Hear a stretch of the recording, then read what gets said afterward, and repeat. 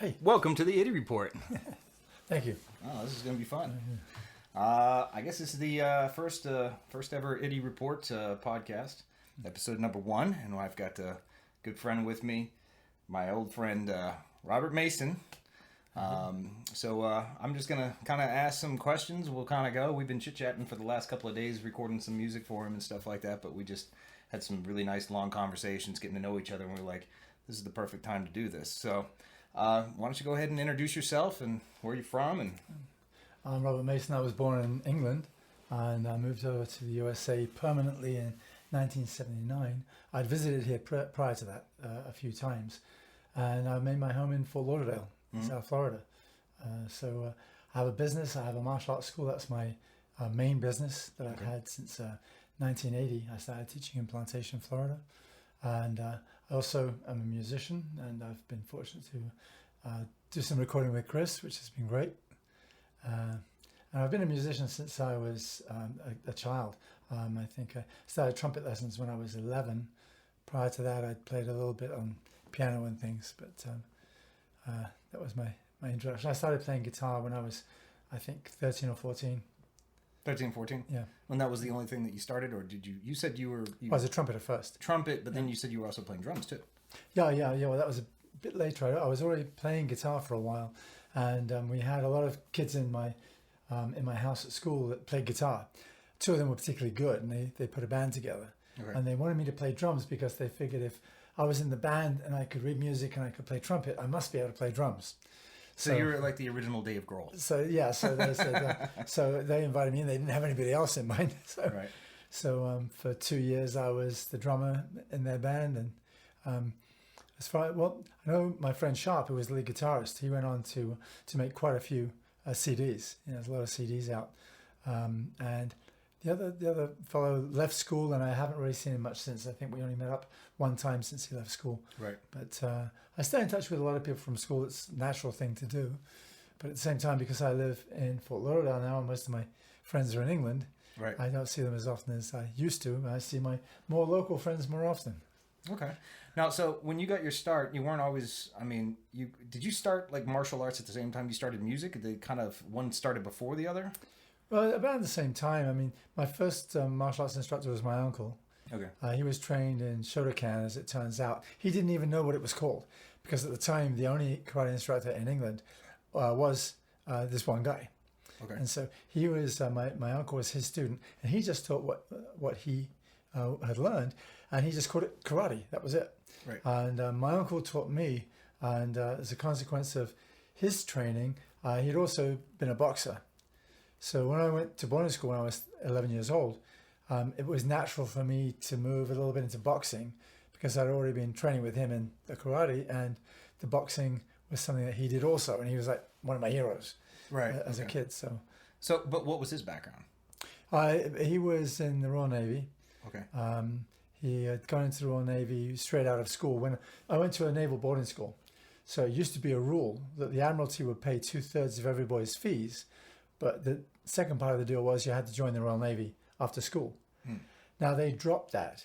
When I was there, I didn't have to go into the Navy, but my father and my uncle and my other uncle, who was at the school as well, all went into the Navy. They all did time in the Royal Navy, and so because he was he was in the Navy alongside my dad, they both did naval special ops, and as a consequence, they learned how to fight.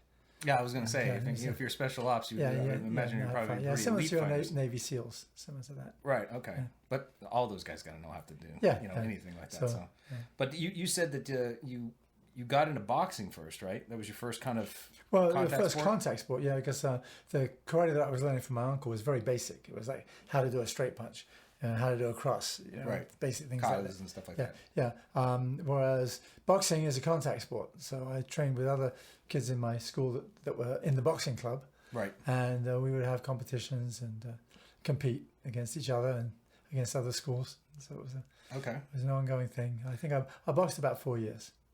Okay. Now you told me was you 15? You were starting to win when you were 13, right? I started boxing when I was 11 when I went to the school. I turned 12, and I would have started boxing when I was about 12. Okay, so 12, but then you started competing. Started competing, yeah, and I stopped competing when I was about 15 or 16. I know I had one fight too many. You had one fight. That was the last fight too many, right? Yeah. And so you said it was a friend of yours, a good mate. Yeah, a guy called David Lomax. He was a good friend of mine, and in fact, we were on the school shooting team together, and I mentioned that at the time. Yep. And we chatted about it, and we had a shooting team at our school because we had a range on the campus, and so we would practice as a military academy. So shooting was part of what we learned. But yeah, he and I were both boxing, and he was usually one weight division heavier than mine. Mm-hmm. I must have had a growth spurt over the summer. For whatever reason, I made it up to his weight division for the school championships that particular year. But you said you were at the very low end, and I was he at was the low at the end. very high end. It was the high end. But we were both very light. I mean, I wasn't a big kid. But yes, he was a bit heavier than me and more skillful. He'd been watching what I did, and I hadn't bothered to watch what he was doing. I just thought, oh, Dave's fighting. Okay, well, I didn't make any mental notes of what he was doing. You just thought you'd show up and throw down, and you got thrown down, huh? Yeah, well, yeah, he basically outboxed me. He used my own strategies against me. Okay. He'd been watching me box, and he saw how I was fighting, and he just went ahead and turned it all on its head and turned me on my head. Yeah. And how many rounds did you last? Well, it was a 3-round amateur match, so Okay. 3-minute rounds, and I lasted 3 rounds because I kept on getting up. Okay. At that time, there was no mandatory 8 count. Now, with all boxing, if you get knocked down, the referee starts counting, and even if you get up, they keep on counting until they get to 8. Then they brush off the gloves and say, "You're all right, go ahead." But there was no mandatory 8 count then. Every time I got up, Get it it was back go into go it. again. Get into it. I got knocked down 5 times. That's a lot of times to get knocked down in a 3-round match. I would imagine. And it was very uncomfortable. And if I would have had a good corner man, he would have thrown in the towel. A good referee would have stopped the match. Okay. But we had neither. So I lasted the whole 3 rounds. Well, you can recover from injuries like that when you're 15 that you can't necessarily when you're Yeah, 50. yeah. You know what I mean? It's Sure different types of Sure things. But I bet you it taught you a very valuable lesson for the rest of your life, didn't it? Well, sure. One lesson was if people have skills, watch what they're doing. Yeah. See if you can learn something. Yeah. I learned something that day that I should have learned by watching them fight in other matches. Well, it's not even just like you were just playing against an entire football team where you had to study everybody. You had only one person that you were in direct exactly. contact. So that was definitely There's one guy to watch. there's one guy to watch. Yeah, You know, learn his exactly. thing. So what drove you to leave your native country to come to the United States? What was the reason? Well, the first time I came to the USA, it was my friend. My friend, who was the guitar player in our band, he was just getting out of university. He'd been at Sussex University. I'd been working because I went to college, but I didn't go to university at that time. I just didn't know what I wanted to study. Right. And so he was doing a program, I think it was called the British Universities Foreign Study Association, which was sort of a made-up name, whereby they would charter a plane, fill it up with young English guys, mostly. I didn't see any girls on the trip at all. Send them over to America, and then 3 months later, another charter aircraft would bring us back. Okay. It was £58 round trip, which at the time the dollar was about $2.50 to the pound. Right. So you're looking. But this is right before the 80s, right? Oh yeah. So 58. I mean, the inflation with that, this is still $300-$500 ticket. Yeah. It was. Oh, nowadays yes, but it was a very affordable fare. Okay. For the time, and so I came over and we landed in New York. They gave us what they called an orientation course, which was really just 3 nights in a hotel crowded in with everybody else, Right. 15 to a room or something. And that was our orientation course. Nobody said anything to us. We just were in New York for 3 days. And that was when I worked out that I had a friend in England who I'd been working with, and he lived in Boston. He was going to be in Boston when we were over there. So I said, why don't we get on a bus and go to Boston and see my friend? Maybe we could stay with him, hang out with him. He could introduce us to American life. And so that's how I got, my friend and I got to Boston, which is where I ended up staying for the rest of the time that we were in the US. I made a side trip up to Canada to see one of my aunts and some cousins. But we were based, my friend and I were based in Boston, just outside of Boston in a town called Winchester. Okay. It was like a hippie house, hippie commune sort of a thing. 9 people living in the same place. I slept on the divan in the living room, and my friend slept in the burned out attic upstairs. I'd imagine almost everybody has had that story in their life. Yeah, once or twice, something like that. you know, Yeah. so- So when you're young, you can do those sort of things. Well, okay, so you left to come with your friend, Yeah. United States, but what did you find something here where you're like, oh, I got to stay here for this? You know? Well, what happened was we were staying in this house, and there were other people living in the house. Mm-hmm. And at the end of the time, right when we were getting ready to go back to England because our charter plane was going to be flying back, Mm-hmm. my friend Sharp persuaded two of the girls in the house to fly back to England with us, with this myth that we would then go grape picking in France, and that would be some sort of an adventure. Right. And so these two ladies that lived in the house with us both got plane tickets to fly to England. We got to England, and I arranged for my girlfriend at the time, my English girlfriend, to meet these two American girls at the train station to make sure they didn't get lost. So they came into Victoria bus station. They walked down to the train station, which is probably about a half-mile walk, and there they met my girlfriend, who she looked after them, chatted with them until my friend and I showed up. My friend Sharp and I showed up, and then he just got on a train and went straight back to Brighton, where he lived, and left me with these two American girls. So I couldn't think of anything else to do. Took them back to my parents' place, and my parents were nice enough to say, "Oh, you're back from America. Oh, you brought two friends." Two more mouths to So feed. we they were nice enough to put him up for a couple of nights, and from there I became involved with one of those two ladies, and we ended up spending a lot of time together, and we got married, I think, about a year later. Okay. So And how long was that for? we got married about 12 months after we had met, because what happened was her 1 year plane ticket had to be used for the return half. Okay. The problem we had was that when we had come from traveling all around Europe, we traveled to France, Germany, and then we decided we didn't like Germany at the time because the Olympics was coming and things were happening there that weren't that great. So we met an Australian girl and drove down to Greece. Okay. We ended up staying in Greece for a couple of months and then in Italy for a couple of months. When we made it back to England again, she'd already been in England for 5 months of that year and for 6 months total. So when we got to customs, they said, "Oh, you can't come in. You've been here 6 months already. You can't get a visa for more than 6 months." Oh, so she already used it up. Yeah. So, but she said, "Oh, but it's only 5 months this year." So they said, "Oh, okay, we'll give you 4 weeks. You've got 4 weeks." Okay. So they gave her a 4-week visa. And of course, she was planning to return to America. I only had a 4-month visa for the US that I'd already used up in the 4 months I was over here. So it was all a bit awkward. So I said, well, what if we get married? If we get married, then I can spend as much time as I want in America. You can spend as much time as you want here. And, we'll be able to just live however we want. We can live free anywhere we want. They don't do that very much often anymore. So that's what happened. We ended Let's up, go travel. Let's get married so we can go travel. Yeah, so we ended up getting married, and she went back to stay with her parents for a while to visit with them. And about 3 months after that, it would have been January of the following year, I came over and joined her. Mm-hmm. We met up in Boston. Went in Boston, and we started traveling around America. We spent 12 months traveling around the US together. Okay. Which was, we'd spent the previous year traveling around Europe together. So we'd done sort of 2 major world tour events. What time period was that?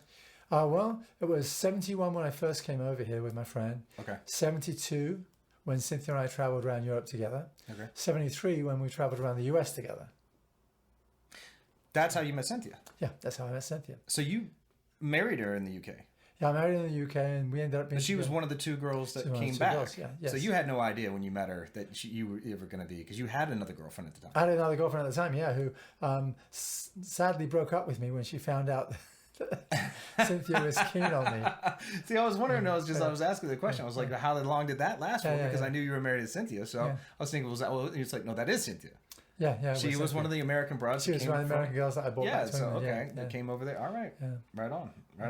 It wasn't part of my original plan because I wasn't the one that invited her to come to England. It was my friend that invited her to come over. But, oh well. Oh well. And we ended up spending 50 years together. So. Yeah. Well, that's an incredible thing. I see. That's cool. I didn't even know how you told me you met an American girl. Yeah. And you met her in America, but I didn't know that you married her in the UK when she was just traveling to go pick grapes in France, which is kind of a cool. Yeah. You know, that's a good twist. International thing, you know. There you go.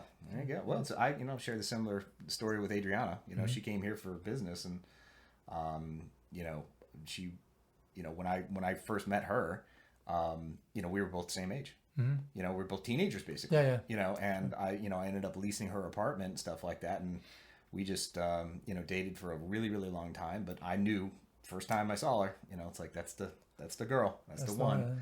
And you know, we've been together ever since. So yeah. So anyways, back to getting into your martial arts. Okay. So you said you came here and started working right around 79, 80. Yeah, that's when I moved here permanently. As what happened was Cynthia came over here after our daughter was born, for a vacation for about a week at Disney World with some friends. When she came back to England, she said, "I can't stand another English winter. We have to move to Florida." Okay. Because they'd come over and visited, and she'd been to Florida before as a child with her parents on vacation, and she liked Florida. And so that's how I ended up giving up all of the things I've been doing in England, and moving over here as a permanent thing to make a life in Florida. So what part of Florida did you go? Was it Miami? Well, we flew into, originally when we flew over here, we flew into Ohio because we wanted to get with her parents first. Okay. So her parents were in Ohio. We flew into Ohio. They wanted to spend time with their granddaughter. So we went and we spent some time with them so that we were all together. And then we drove to Florida. I bought a car in Toledo, and we drove to Florida. And first of all, we were in Kissimmee went to Disney World, all that sort of thing. We were there for about a week, I think. And then from there, I was thinking to myself, I got to either drive to California, and maybe Santa Rosa would be a place I could live, or I'm going to drive to South Florida and make a home there. And I thought about it for at least 5 minutes, sitting in the car at the side of the road. Right. And Florida won. So. Well, I would probably say, you know, a lot of people, you know, I think people end up a lot because of, it's mostly work. But usually it's because a family has to move. Like I've always moved because I've had to move. I didn't want to move, you know what I mean? I never grew any roots and stuff like that. The amount of houses that I lived in, I mean, this is 27. Okay. That I recall. It could have been more because I was so young. Like, for example, I was born in Wisconsin, right? But only lived there until I was 2 months old. I don't remember any of it. Right. You know what I mean? So then I go to Houston, Texas. I don't remember any of that because I was only 2 years old when we left it. So we could have bounced around 3 houses there. Right. You know what I mean? And so people always thought I was the Army brat. Your dad actually was. Yeah, his Navy. Was Navy. So I'm saying you're part of the military. But you moved a lot because of moving, that kind of stuff, theoretically. You know what I mean? But where it was with me, it was real estate. Sure. And multiple marriages. You know what I mean? So I was bouncing around all over the place and stuff like that. So, but I mean, it's kind of like, this is what I can recall as far as the states and the order that they were. So it was Wisconsin to Texas, Georgia, all over Georgia, okay? Michigan, Georgia, Michigan, Georgia, Florida, Georgia, Florida again, back to Georgia, and then I've stayed here. And I've bounced several times there. And sometimes, you know, there's pockets of time where it was like 8 years in Florida where it's in the same area. But even then, when I first went to Aventura, when I first moved there, the first apartment was not the first apartment. I was only like there 3 weeks, and they were like, "Oh, it gave you a great view on the intercoastal," which was great, you know what I mean? Yeah. But they were like, "No, that's too important of a model, you know, type of thing. That's a high selling thing. We can't have you stay there, so we're going to give you the crappiest one at the end of the building facing a street." And I was cool. That was fine. So I moved twice in there, and then after that, you know, I bounced several times in that same area, even in Pembroke Pine, Miramar, all that stuff, and. You know, so I was just all over the place. And then Orlando, I was in 3 different places. I went in Apopka, or not Apopka, but in Orlando off of Alafaya, which is right next to UCF. So it was right down the street from UCF, down the main strip to go to Full Sail, where I taught down there and went to school. And then after that, I moved to Apopka, which actually looks like Georgia. It's hills and mountains. It's crazy. It doesn't make sense for Florida. It's like, what? It's right there, but it's in a mountainous region. It's the craziest thing. And we kind of loved it because it reminded us Yeah. of Georgia, what it's like to have trees and hills and all that kind of stuff. But from there, going back to Georgia, it was just like, no, done with the hurricanes, done with the, and it is what it is. But Florida people. Oh yeah, yeah. Florida people, it's just like when you get to know you're a Floridian, absolutely. Yeah. You've been in Florida longer than you've been in the UK. Yeah. So, I would consider you more of an American than you were. Sure, yeah. You're from Britain, but Yes. you just never lost the accent. Right. You just always caught that, you had it long enough to keep it. Yeah. Well, but not for English people. I went over to England one time. I was teaching a seminar for judges, martial arts judges for competitions. And in the course of the seminar, I needed to take a break. So I took a break. I came back off my break, and there were a couple of guys were talking to each other near the door as I was coming in. And one of them says to the other one, "No, the American bloke says I'm going to be in charge." I was the American bloke. Right. So English people think of me as entirely American. Well, I mean, it's they say if you live in New York for 10 years, you're a New Yorker. Yeah. But if you're only there for a couple of years, it's like you're visiting. Sure. But there's a certain point when it's like it turns over and you're like that. But again, Adriana's been here since 1997. Mm-hmm. So way longer than she's ever been in Venezuela. Right. So she's more Americanized. Yeah. Sure. But when you listen to her voice, she still has all of her accent. Yeah. You know what I mean? So it is, I guess it's, where you start and stop on that kind of thing. But that's why you can't tell where I'm from. Yeah. Well, yeah, that's it from everywhere. Exactly. Like do I sound like I'm Southern? No. Do I sound like I'm Northern? Not really. Do I sound like I'm from Texas or anything? No. Right. I have no accent. Right. Which is kind of funny. Neutral American. Yes. Yeah, well, I mean, I could have a Southern drawl if I wanted one because I have friends that have that. It's like, and I can have a y'all, what y'all doing, which is a very Northern thing. But it's all these different words. Sure. Like you talk to Bianco, our buddy, and he says alls. Alls isn't a word. Right. But it's referring to alls we got to do. All we have to do. It's just like a round word that just encapsulates. It's just like a really quick. But when anybody says alls, you're from the north. Yeah. It's very Wisconsin, very Michigan, very Illinois, very Boston, all that stuff. It's alls is something like that. Yeah, sure. It's kind of funny. It's like in the UK, what did they call soda?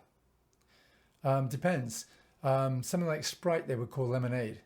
If you buy a lemonade in England, it's the same sort of thing that you would call Sprite here. It's a fizzy drink with some lemon in it. Okay. It's not like your lemonade is more like actually a drink made with lemons. In England, lemonade is much more like Sprite. It's interesting. Okay, so they put like a little bit of lemon in there's some lemon in it, or something. But it's called lemonade, but it's Sprite. It's basically a soda type drink. Otherwise, I mean, we used to have, when I was growing up, we had a drink called Tizer, the appetizer, and Tizer was a soft drink, sort of. I don't know what it was made from, but I think that most of the soft drinks they had in England are gone now. What they have now is Coke, Pepsi, Mountain Dew. They got replaced. Got replaced, by the American drinks. Well, what was the? Well, tell me about some of the stuff that you miss from the UK. What was the things that they just they don't have? Like there's international food aisle, right? And it's only like this wide. You know what I mean? There's like soy sauce and like some sriracha and whatever and everything like that. And I came across something called spotted dick. Right. You know what I mean? And it's a sponge cake, right? It's a suet pudding. It's usually made as a dessert. It's the polite name for it would be sultana roll. Okay. Because it's got sultanas in it. It's a roll. Okay. It's a sponge type roll, and it's usually sweetened. They usually put some sort of syrup on it to make it sweet. But what are the spots? Is it like chocolate or? No. The chocks are sultanas. Sultanas. Yeah. What is a sultana? They're like currants. They're currants. So is it a nut? No, currant. I don't know what that is. If you like a small prune. Oh, okay. So it's almost like a grape or like a prune or like a raisin or something. Like a raisin. Similar to a raisin. Sultanas, I think, are a little bit bigger than raisins, but very similar to a raisin. Okay. And so that's what it'll have in it. That's what the spots are. Okay, gotcha. Okay, so it's got that texture and almost kind of like a bite to it or chew or something. Sultana is probably not a word that's used very often in America, I imagine. I've never heard it. Right. So there are quite a lot of English words that you don't use at all here. Right. Sultana is obviously one of them. Well, I know there's a ton of words that we do use that absolutely are hilarious to Well, people yeah, in the UK. you use some words with a different meaning than we do, and Oh, yeah, vice no, versa, totally. and vice versa. Well, totally. Well, I mean, see, if you watch, certain types of movies like shows like Top Gear, where they're Britain, they use words, all the type of stuff, and they use the original, fag, which is basically a cigarette. A cigarette, yeah. You know what I mean? It's just like it's like that's the original meaning of a stick. It's just look it up in history. Not making anything up. It's just like that's just what they call them. Yes. But when America in the 80s, those bags that everybody used to wear, you know what I mean? Yes. We call them fanny packs. Fanny packs, yes. Yeah, but that's not what you would call them in Britain, right?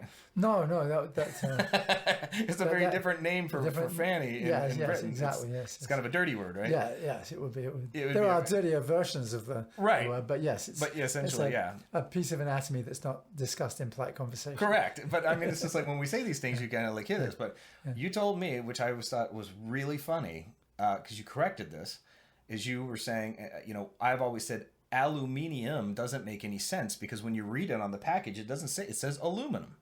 Mm-hmm. But I was like, so is it aluminium or aluminum? And we looked it up, and there is both versions. Yeah, both. And they are spelled differently. Yes, they're spelled differently. Aluminum, from what I heard, is the original name for that particular substance. Okay. That particular metal. It was called aluminum. But what happened was, in the course of time, the British decided that wasn't a good enough name for it. It needed to have more content. More flair. Yes. So they rechristened it aluminium.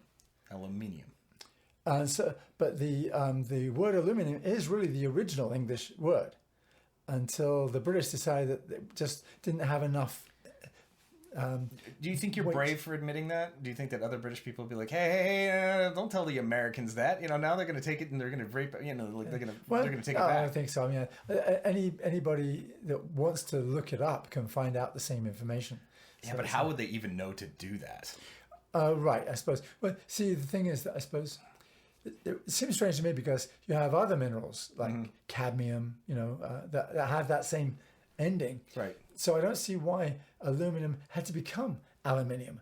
But out of all the things they could have chosen, the British scientists among themselves decided, no, this needs to be aluminium. It's because we know that Americans generally contract the English language to suit themselves. Mm-hmm. Have words like airplane. Airplane. How do you spell airplane in America? Just pretty much sounds A-I-R, yes. Yeah. In England, it's an aeroplane. Aeroplane, I was going to say, yeah. And then you got A-E-R-O. Right, aero. Aeroplane. Right. Because you're talking about more like aerodynamics. Yes. Aeroplane. Yes. Right. And so there's a tendency of Americans to contract the words. I mean, in speech more than in written language. I mean, refrigerator becomes frigerator very quickly over here. Right. But in the case of aluminium, it was the British that decided that they wanted to make it longer so that it would seem like you were contracting it. Well, I would say that let's call it proper English, or they call it the Queen's English. Queen's English. Well, the Queen's English is, or the King's English now, because we have a king. Right. Is proper English, yes. Okay. And so that's where you would say aeroplane. Aeroplane, yes. Okay. And you would say, well, what would you think that the actual... the dictionary people would say, would aluminium be the official? Aluminium is in the British dictionary, yes. Okay. The spelling, but the American dictionary is going to have aluminum, right? And it really is the same element.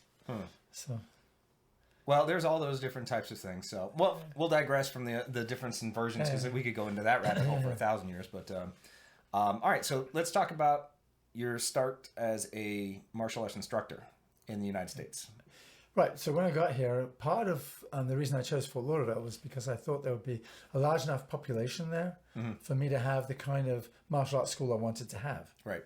Because my goal was that, because my background's in psychology, I have a degree in developmental psychology, I wanted to use martial arts as a personal growth program for personal development. And so that was part of the idea of moving to Fort Lauderdale was, there's enough people there that I should be able to find enough people interested in what I do, right, that I could do it professionally. And so when I first arrived in South Florida, I asked my wife, what's the plan? And she said, oh, well, why don't we just live on the beach till the money runs out? And I was like, oh, boy, that doesn't sound like much of a plan. That definitely sounds like a 70s or 60s or 70s kind yeah, of thing. You're talking about my life savings at that point. Right. Because I've been working since I think my first job, I was like 12 years old. Right. But, I've been working full time since I was 16. And I'd gone through college and university while doing all of that. And by this time, I was 29. Okay. And I didn't want to live on the beach till the money ran out. That wasn't, I want to have a lifestyle. I want something that would be able to be maintained. So what happened was we were staying in an efficiency down by the beach in Fort Lauderdale. And we were walking around the local mall. And there was a music store in the mall, and it had a sign in the window saying, guitar salesman wanted. So I thought, I can do that. So I applied for the job, got the job at the Brow Music Center selling guitars. And within a matter of a couple of weeks, people were asking about lessons, and they said, well, why don't you teach them? I said, well, part of the reason why I wouldn't teach them is I've never learned to play guitar with a teacher. I never had a teacher. I taught myself. He said, boy, but you're a teacher. You taught. I used to teach a college course in England. I taught an advanced level psychology course for college students. So I had experience teaching. So I thought, well, yeah, it does make sense. I can put my experience teaching together with my experience playing guitar, and I can teach guitar lessons. Right. And that's how I got started selling guitars and teaching guitar lessons at the Brow Music Center. And everything was moving along quite quickly because a few months later, I saw an advertisement in the local paper for somebody to work as a case manager at the South County Mental Health Center. Okay. And that was in my field. I could do counseling and therapy. So I went up there for an interview and got the job. Consequence of that was I told the people at the guitar center that I couldn't sell guitars all the time anymore. But they said, well, even if you're not selling guitars, why don't you just keep on teaching the lessons? Right. So I kept on teaching my guitar lessons while working at the South County Mental Health Center. And about a week after that, I saw that they wanted a martial arts instructor in plantation for a health club. So I applied for that job. And that was, at the time, it was one class a week at this health club. It was a Nautilus spa, basically Nautilus Health Club. And so I started teaching martial arts lessons. That would have been February of 1980. Is that your first experience teaching martial arts, or did you do it way before that in the UK? No, I've been teaching. Before I moved over, I had a club at the university. I had a club at Sussex University teaching martial arts. And when I was at university, I was the captain of the martial arts team. How old were you? 20s, my mid-20s. Mid-20s, like 23, something like that? Yeah. Okay. And I was teaching, so I was teaching martial arts, and at the college I was teaching for my instructor in Brighton. I was teaching all of his kids' classes. And so I was getting experience teaching martial arts. The first martial arts class I taught was when I was still living in Kent with my parents. And my instructor fell off his motorbike. So when I showed up for class, he wasn't there and I was the senior student. Okay. So that's how I came to teach my first class. A guy called Jeff Britton. Jeff is a drummer, actually. He played with a band called Wings. He toured with Paul McCartney. Okay. So he was also a musical guy. But he was the first instructor that I got a chance to teach for. Okay. And so I had some experience teaching. But I'm just saying, you started in your mid-20s or early 20s and stuff like that, and then you already had that confidence to when you walked into that place, it's like, I've got like 5-6 years already. Exactly, exactly. When I applied for the teaching role at the Nautilus gym, it wasn't going to be something brand new to me. Right. I had experience. Well, you had you were able to say, I have the opportunity to say, I already have the skills and be able to make a lesson plan and all that kind of stuff. So it was a pretty easy sell for them to hire. So they took me on for the job. Okay. And within about 6 months, I got them to add another class. So we had 2 classes a week. Okay. And I was doing all of my guitar teaching on Fridays and Saturdays because I didn't have to work at the South County Mental Health Center on Fridays and Saturdays. Those were days off. Gotcha. So I was doing 3 jobs. Wow, cool.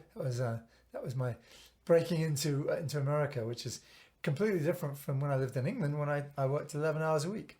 Right. I would drive through the countryside to the Eastbourne College. I would give my lectures for that day in psychology, mark a few papers, during my lunch break, and have a casual drive home in the evening. So wait, let's back up because we completely skipped over that. So you're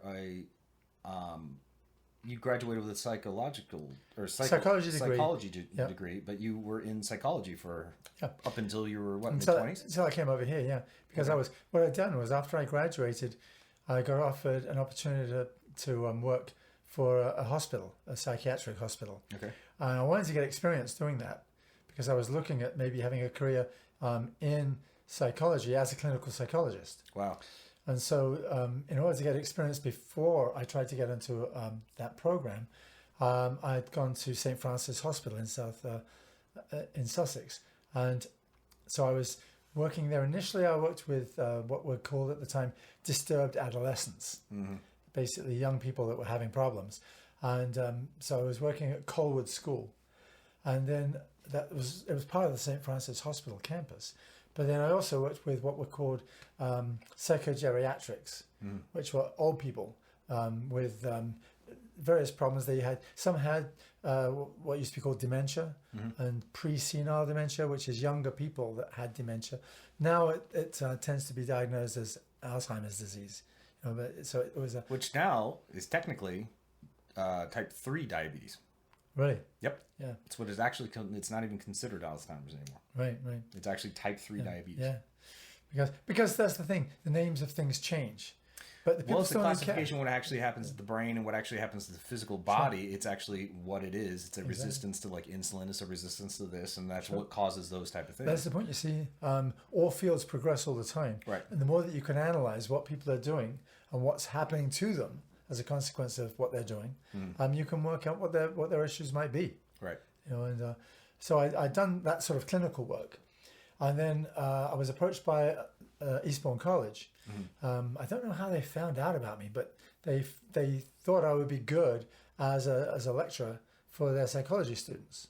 So they interviewed me. They liked me. They took me on as the teacher, the lecturer for their advanced level psychology course. So I was teaching first year students and second year students on that program. It's a 2-year program, right, in advanced level psychology, and that was a great job. I enjoyed doing that. Do you think that since having a background in psych, do you think that it made you a better martial arts instructor because you were able to connect with people? It did, and it also made me more successful as a martial arts instructor because I think that when people came in and talked to me, they were talking to, I'm not a big guy. I'm not like a tough-looking MMA guy. Who's gonna You always did downplay. It's like, this guy could kick my head. Yeah. If you go into a martial arts gym and you see the instructor and he's like, oh, you're the MMA man with it, and he's telling you all the great things he's going to teach you. Right. That's one kind of martial arts instructor. Right. That wasn't me. Right. I'm much more hi, we can help your kids become more confident, because the more that they become confident of themselves physically, the more emotionally they'll feel confident, the more psychologically they'll feel confident. Right. Because it'll lead into way more parts of their lives. Yeah. Right. And so I was using it as a way of working in personal growth psychology. Because one of the problems with talkie therapy in psychology is that you can have your clients come in, you can spend an hour with the family even, or doing the talkie therapy, and you give them some homework to do, you make some suggestions, and then the next week they come back and maybe they haven't done anything at all. Right. A bit like you having a music student who goes home and doesn't practice for a week, comes back the week later having not practiced. I've had students that didn't practice ever. Yeah. And they never progressed. Right. And the hilarious part is I remember this one kid, and I tried and I tried and I tried. And like I was saying to you the other day, I was like, sometimes you get those students where they're so bad as a student, even you pour everything into them, even more so than you do with the good ones, because the good ones are on autopilot. You don't have to do very much. You feed them a couple of licks and they're good for the week. But these guys, they just suck the soul out of you. And you just wonder, it's like, man, I suck as a teacher. I'm a fraud. It's like, it's terrible. But what ended up happening with this kid is I asked him, I said, I want to do a lesson at your house, just to kind of see what this kid's environment was like. Very lovely house, very nice, clean, very well organized. I'm just saying the parents were nice. They were very kind to have me over. And I was 13 at the time, 13, 14 years old, perfect age for, to learn the guitar. But he wasn't having it. He just wasn't having it at all. And I went into the kitchen. I don't know if it was a glass of water or something like that, or he was using the restroom, but I saw the mom in the kitchen, and she's like, oh, by the way, how's my son doing on the guitar? And I'm like, you live with him, right? Yeah, you will say. You ever thought to like go in there and check him out playing and stuff like that? And you know what she said to me? She's like, we don't really care if he plays the guitar. And I'm like, what do you mean you don't care? He says, we just need an hour once a week. You were babysitting. And I was babysitting. I was like, I couldn't believe she actually had the balls to admit that. I was like, that is, and she was kind of smiling, but I said, don't you think it's a waste of money? It's expensive. And she's like, you know what? He loves you. And I'm like, okay, fair enough, whatever. I mean, I'm never mean to him. I'm never strict with him or anything like that. I just try to encourage him, but he had such a hard time with it. And what ended up happening was he came over for a lesson. I said, drop your guitar. I said, let's go play some video games. And so that screwed me, because what happened is when the parents came in to pick him up, I was sitting on the couch with him and we were playing video games or something like that. And she was like, well, that's not what we're bringing him here. He could play video games at home. It's like, I want him to learn, but he's not playing guitar either. What's the difference? Yeah, right. You know, if I was going to connect with the kid, we could at least just have fun. I could be a mentor to him. But she's like, I'm definitely not going to pay, $40 or $25 an hour or something like whatever it was for him to play video games with you. So, but it was at least that stopped. The facade stopped. Sure. But he called me up, I think when he was 16 years old, maybe 2.5, 3 years later. He calls me up and he's like, Chris, I made the biggest mistake of my life. And I was like, what?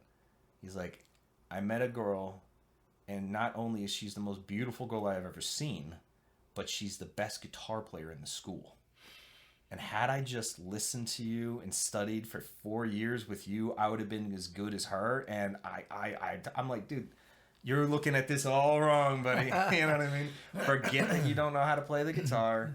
Go tell her that story. She'll probably find it more interesting than you just being a good guitar player. Yeah. You know what I mean? Yeah. Tell her that you wished you could, you could play with her. Yeah, sure. But just say, I admire your style, and I know I had a great teacher, but I just never practiced. But you did, and look at the result. So that was a kind of an interesting thing. He beat himself up over that, and I never talked to him again after that, though. I always told him stay in contact, but I think he's just like, maybe they're married. Who knows? Oh yeah. I would have loved to know how that story turned out, but that was an interesting thing. But I've had a lot of weird students. I've had students that, like for example, 33-year-old girl comes to me, right? Beautiful, and she wouldn't cut her nails. So I'm like, you can't fret the guitar with these big, huge, long nails and stuff like that. And she's refused to cut the nails, but she was very feminine, very kind of reserved and whatever. But she wanted to learn how to play Jewel.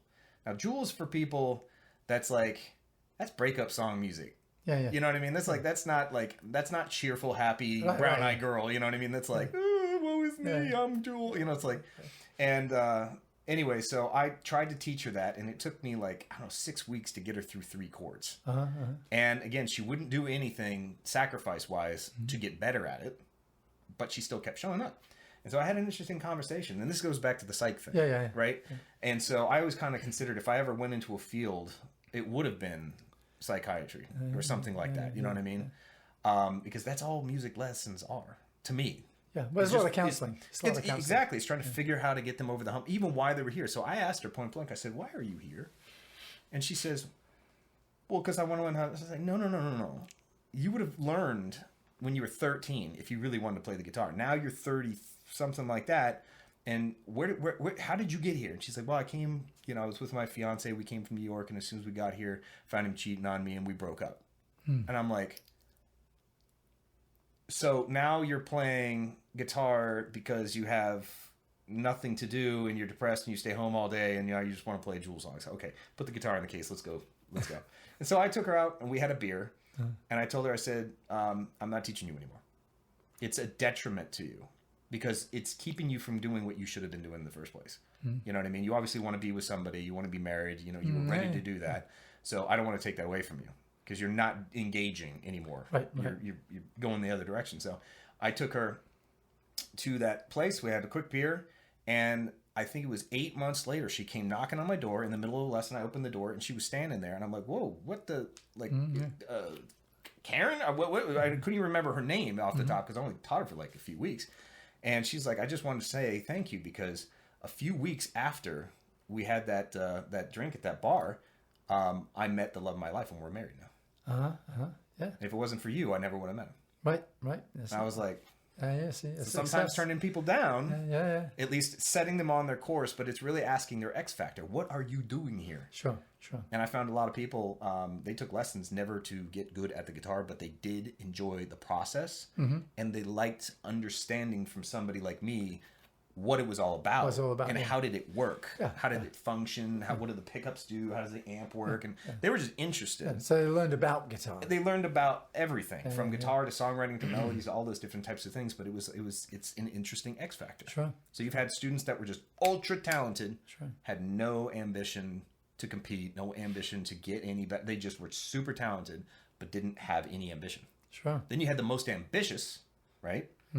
So you've got all sorts of different people. Yeah. You have middle of the road people, and then you have those steady climbers that never really go fast, but they end up being grandmasters at that point. You know, because it's really just how everybody grows up. Yeah. So, well, because I had this talkie therapy thing going, and I quit it. I quit doing the South County job, not just because I was able to open my own studio, and I preferred that, but also because I felt that for personal growth, you have to do something. Yeah. And like I was saying, the talkie therapy, I had this one family, and that's what made my decision in the end. This one family would come in, and I would call the guy.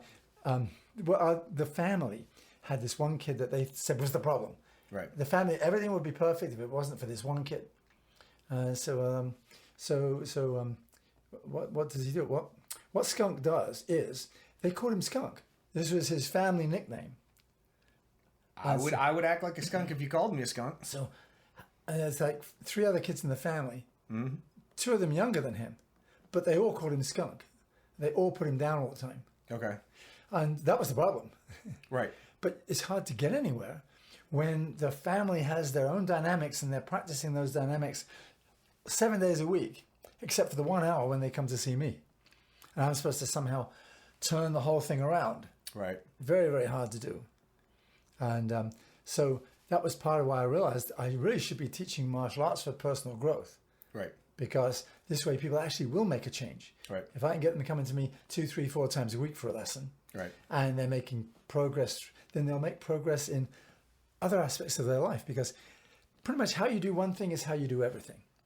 And if you're doing all the things in your life sort of poorly, maybe if I can get you to do something right and you focus on it and you get good at it, you'll discover talents you never had before. And that's often what's happened. I've had people that come in the door shuffling in sideways, hiding behind their father. A 6-year-old girl, for example, came in like almost backwards, right, with her dad telling me all the things that were wrong with her and why she might not be able to do this, but he wanted her to try. To where by the time she was a young teenager, like 13 years old, she's on the volleyball team. She's on the, lots of school sports because she's now a talented athlete. Right.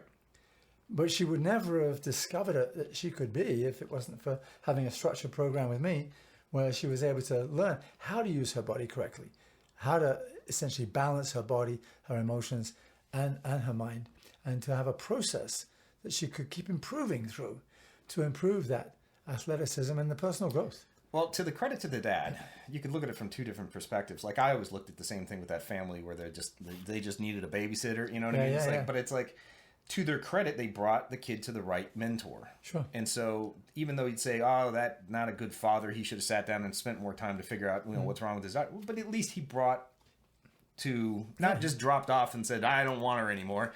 You know what I mean? But sure. I think that the interesting thing is a lot of people come to us a little later, maybe 17, maybe 23, and this first time they're ever getting to it. Yeah. I consider those to people like they're feral cats. They've lived on the streets so long, it's really hard to be domesticated. Yeah. So when you try to take, like if they've been playing for 5 years and they've got really bad technique, to break them out of that technique, my goodness. You know what I'm talking about. You've had people that probably took karate maybe years before you, and you were like, you got to stop that. Yeah, I mean, I've even when I was at university, when I was teaching my university club, we had a competition team. We had people that came from all over the country, and they came to university, and they all came to my class from often with all kinds of different martial arts backgrounds. Right. And I had to sort of mold them into a team to compete. I said, it really doesn't matter where you came from, because the only thing about competition is you've got to compete under the rules. And so let's find out how well you punch, how well you kick, how well you defend. And can you stay within the rules that are required in sport karate? And because that's what the competitions were at university, they were sport karate competitions. And so with my coaching, we were able to get a pretty successful team together. And we even blended members from my club in the university with the other karate club that was in the university. There was a Wushu Kwon club, which was this interesting system that's like a blend of Wushu, which is Chinese, and Taekwondo, which is Korean. And the instructors were trained as Taekwondo instructors, but they were Chinese people. So they had injected a lot of their Chinese form into their Taekwondo. So it's a very interesting system, but quite different from what I was doing. But how many styles do you know? Or is it well, really I mean, I've trained in a lot of different styles, but I focus really on what I do now. It's karate. That's the easy thing to call it. The sign outside my dojo says karate, because that's the $4,000 sign. Right. If I wanted to say what I really wanted to put there, it would be the $16,000 sign. Martial arts. Or something. Well, yes. Mudo Kai, Japanese mixed martial arts. Right. Because what I teach is a blend of karate, judo, and jiu-jitsu from a kickboxing stance. So we do everything with the guard up. Everything's from a kickboxing stance. So if I was going to do a judo throw or a sweep, I'd be in my kickboxing stance and I'd move in and do the throw. Because we're not training for judo competition or jiu-jitsu competition. If we train and we go to competitions, they're either open karate tournaments or they're MMA tournaments. Right. We're focusing in on our personal growth mainly, but the 5% of my students that are interested in competition are learning techniques that will work in competition. Okay. At the same time, those moves will also work for self-defense, and they work perfectly well for personal growth, for getting to know yourself better. Okay. Because, you know how it is.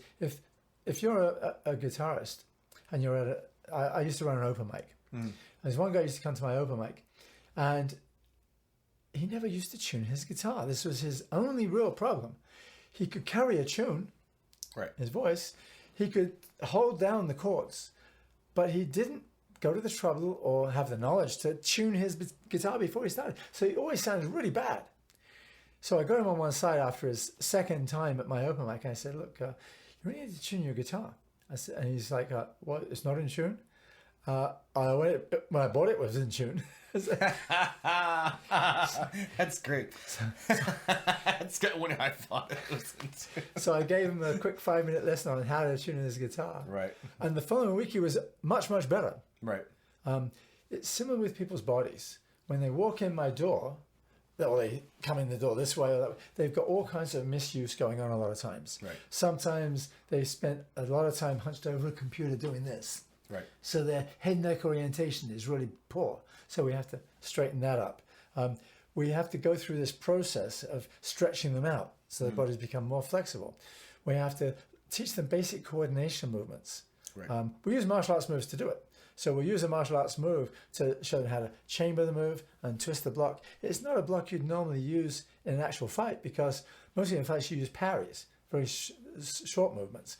But it's a trained movement that is good for them to learn, and it allows them to learn a big movement that they couldn't do before. Right. And so by starting out with these large muscle groups and working with these basic techniques, they learn how to become more and more able over time to get their body in tune. And that's really the goal, really, is to get this instrument that we live in tune. Right. So that we can go ahead and do whatever we want with it, including our stretching, our kicks and punches, our blocks from the martial arts. Well, see, this is where you share the similar type of things. Now, see, when I started teaching, I learned early on that I was missing some very core, very, very core fundamentals for my students. Now, when I first started teaching music, this is a funny story. My car broke down. I smashed into a curb and stuff like that, and when I was coming home from a night, And so I didn't have a car. But up the street from where I was going to high school, there was a place called Baron and Weaver Music, and 2 people worked in. There was a saxophone player and a trumpet player, or trombone player, and they both taught lessons. And I just walked in there, and it was like, I have more guitars on this wall right here than they had in the entire inventory. Oh. And these were like crappy old guitars that bad lightning bolt patterns. I mean, action was this high, dust was even thicker. And it was like, I asked them, I was like, who in the hell would actually buy these guitars? And they were honest. They were like, we don't really sell guitars. I mean, look, it's a violin, and we sell reeds and violin strings and that kind of stuff. So we're more of a band orchestra stuff, you know? And that's how we, stay in business. But those guitars are just kind of for show. And I was like, well, would you guys hire me if, sell them? It's like, well, we really can't afford anybody, to, be another person on the clock. I said, well, I tell you what, I'm pretty good at setting up guitars, because I'm a guitar player, why don't you guys pay me $25 to clean them, restring them, and sell them off the clock? No commission. It's just a full $25. And just pay me $25, because $25 was just me not having to go work for Schlotsky's Deli or Wendy's or something. You know what I mean? Yeah. It was just, I could work in a guitar store. Yeah. So that I did it. I sold all 5 of their guitars in 1 week, and they were like, "Okay, obviously you make enough money we can justify you being here. So $5 an hour. That's all they paid me. Okay, but I was so happy. I did not have to do fast food anymore. That was finally my jump off. But what ended up happening is like about 2 months in, they said, hey, we're going to start our season for band rentals, and we're going to be doing music lessons, because now that the summer's over, kids are going to go to school. And so, would you like to teach guitar? And I was like, hey, I don't know how to teach guitar. I'm 17 years old. I can barely play myself. But I mean, I was a player, but I didn't even know what I was doing. I had no clue what chords I was playing. Barely knew anything about the names of the notes of the strings and stuff like that. But I could play. Right. And I could sell, and I could make people feel good about, like, I could show them something. Even if I didn't know how to explain what I was doing, they could learn how to play it in a way that they could play really quickly, and they'd be really happy. Sure. So it would be funny for the first start of me doing, like, guitar lessons. The kid would say, hey, I want to learn how to play pentatonic scales. I didn't know what that was. I knew how to play them. Yeah. But I didn't know what it was. Yeah, and so I walked up to Todd and I was so slick about it. I was like, 17. I was like, you know what? I don't think you're ready for it this week, but we'll definitely do it next week. But this is what I had planned for. And they were like, yeah, okay, cool. And so I went to Todd and I was like, hey, Todd, dude, what's a pentatonic scale? He's like, oh, it's a 5-note scales or 5-note, scale with the second note and 7th note missing, and that's basically what it is. If you're starting from a harmonic minor, and blah blah blah. And I was like, oh. He's like, yeah, you playing them all the time. And so then I looked at my old music book from my first 2 lessons that I ever took, and all of them were written out as all the pentatonics in E. Yeah. And so I was like, there's 5 patterns because there's 5 notes, and then there's so I learned all that. So I mastered the pentatonic scales, right? Yeah. And then I dove in the deep rabbit hole of how to do the octaves and the pentatonics, and they're all the same things, and you could just do all the. So, anyways, that's how I. I see. But the funny thing is, what happened is I made a career out of learning. Right. Not teaching, out of learning. Because somebody would say, hey, I want to learn how to play this song. I had no interest in even learning that song, but I was forced to learn the song, but they paid me to learn the song to give it back to them. Yeah, sure. Right? And I just kept doing that. Yeah. I mean, I ended up having a studio because of it. Because my students wanted to record their music, so I started doing that. But then they got so interested in how I recorded them that they wanted to learn from me how to record. Sure. And so I started teaching production. And la-da-da-da-da. So it was just kind of one of those things where I go back to it, to tuning the guitar. So early on, I missed all that because I was so focused on just trying to impress them with licks and stuff like that. So when you mentioned that guy never tuned his guitar, I got to a pretty hardcore time, probably when I was about 23 years old, okay?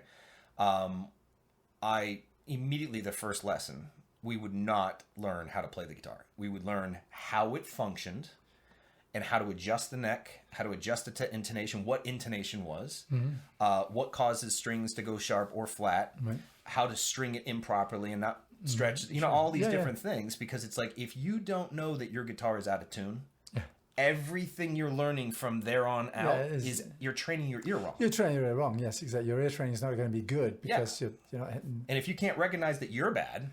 you don't know what's good. Sure.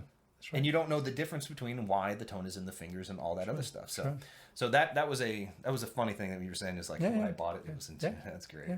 But yeah, no, I knew so many people that they just had these tuners on their headstocks and they just used that. And I'm like, well, you got ears. I mean, yes. Yeah, like, I mean, I never tuned any other way but by ear, right. until I started playing in bands, and even in bands, as long as I could get in tune with the other guitarists, we were fine. Right. Just relative tuning was okay. But as soon as you have a keyboard player, you got to tune to the keyboard. You've got to tune to the keyboard. Right. And so that's where, playing in bands where there was a keyboard player, I was tuned to the keyboard. Give me an A. And then you've got standard tuning. Right. Of course, the story is that Van Halen used to only tune his guitar relatively. Yeah. And for their first couple of albums, which used to really mess people up trying to learn his stuff, because they put his record on and they'd realize that he's not in the same tuning as they're in. Right. They'd be in standard tune. They'd have the guitar properly tuned, and they wouldn't be able to play along because it wouldn't be in tune with his guitar. Well, see, something that I hated learning music. Like if you gave me the tablature books, I'd be like fine with it. But this is way before the internet, way before, you know what I mean? This is way before even AOL was like popular. And it was just something, if you had the tablature book for the original music, and those were expensive, they're $25-$30 a pop. Yeah. And so you didn't have a lot of them. Where I was going where I hated not having the tablature, because when I started teaching music right about 1995, I'm 17 years old, and I started listening to these tracks, like from these punk bands and from all these different things. What they were doing is they were tuning down to E flat. And so their chords that they were playing, when I was in standard tuning, I couldn't go that half step lower, so I couldn't figure it out. And so I was learning it all wrong, and I thought it was the most mythical, crazy black magic. I couldn't figure it out. And then I just realized, I'm like, wait a minute. Because I heard it. I think I was just tuning to it or something like that, or whatever it was, and I just noticed, I was like, wait a minute. And I just took that E down to that thing, and then I was like, oh, no way. Yeah. No way. Nobody even thought to tell it. So I tuned all the guitar, and then I just it was like, this is the dumbest, stupidest, easiest thing in the world to play. Yeah. There's a story. In fact, what happened was Eric Clapton came over to America when he was very famous. He'd already been in Cream. He'd made all these records. And the story goes that he met an American girl who was playing acoustic guitar in somebody's garden. I think he was visiting some friends. And so he went out to listen to her play. It was Joni Mitchell. And because of a handicap that she didn't have the same kind of grip that most people have in their hands. Her hands were weak because of a problem. So she would use a lot of different tunings. Right. And so he went out and he's listening to her play, and she's playing a song. He's watching her fingers, and it's not matching with the sound he's hearing. And then she finishes the song, and everybody's like, well, that's great, Johnny. Play us another one. And she she changes the tuning and starts playing again. And he was fascinated because, as well known as he was, Eric Clapton, he'd been in Yardbirds, he'd been in the Cream, he'd been in these major bands. And he didn't know that you could tune the guitar more than one way. And she blew his mind, basically, by using these alternative tunings. It took me till year 17 or something like that to figure that out as well. As a matter of fact, drop D just became a thing. And I love Stevie Ray Vaughan, but I had no idea he also tuned to E flat. So all of his music is tuned to E flat. He has really super thick strings that little bit. Because I think he played with 12s. Yeah, so if you play with heavier strings and then tune them down, then they feel like 10s. They'll still bend. Yeah, they'll still do that. That's the thing. I mean, the guy in England, Tony Iommi, that was a Black Sabbath guitarist. He had cut his fingers off right before he turned professional. Those are these two, right? Inconvenient, yeah. The tips of the fingers. Yeah. So he had to have prosthetics made. Right. Because he found he couldn't play the other way around. So he got the prosthetics made, and he tuned his guitar down, I think, a whole step. Yep. And so that way, the strings were more slack, and it gave the Black Sabbath a heavier sound as a consequence. But the playing was manageable, where it wasn't manageable with the tension on a regular guitar with a set of 12s. Right. You can do it. So there's there have been so many innovations that I mean, like you mentioned tablature. I'm not very good at tab. I can read music. If you get me a piece of music and it's got tab here and music here, I can learn it from reading the music much more easily than I can from reading the tablature. Well, okay, so George Mazzola, our old friend, couldn't read tablature, just like you're saying. Yeah. And it's like, okay, it's ones and zeros to me. It's just like, there's a zero on this, and it's like you pluck it down there, and, if you see a little thing, that just means that's a hammer on. If you see this, it's a slide. I mean, there's some basic stuff. A T means tap, Sure. So there's like some basic stuff. And tablature, I mean, and there's guys like Nuno Betancourt that would be, screw the tab, screw the music, just use your ears. Yeah. Because if you can't figure it out with your ears, you really can't interpret what's going on. You're not paying attention to tone. You're just figure it out for yourself. Even if you learn it wrong, do it the wrong way for yourself. More my approach. Yeah, well, sometimes that is the wrong approach is the right approach, just because if you're stuck, like Clapton, as you said, didn't even think to do it in another thing. Now, I know there's guys like Andy McGee, who's an acoustic guitar tap or whatever and stuff like that. You know him, man. Yeah. He's alternate tunings. Sure. So, and there's all the new Marsons and all the new guys that are out there. They're all completely... John Gom as well, John Gom. Right. In fact, I did an event one time for Vicky Genfan, who's an acoustic guitarist, and she won that big guitar competition. Okay. That Steve Vai used to promote. Okay. And she won it playing acoustic guitar. Okay. And she said she won all of this gear. She's like, I guess I'm going to have to learn some electric guitar. I've got all this gear now. Right. But she gave me a little booklet that she had of the 34 favorite tunings that she uses. Oh, okay. Just her 34 favorite tunings. And I'm like, whoa, boy. That's a lot of tunings. It's not going to work with my Ibanez because it's got lockdown tuners. Well, it's funny that you say that. Every one of these guitars that have all the tuners on them, all of the bridges are locked. Yeah, but they're all locked.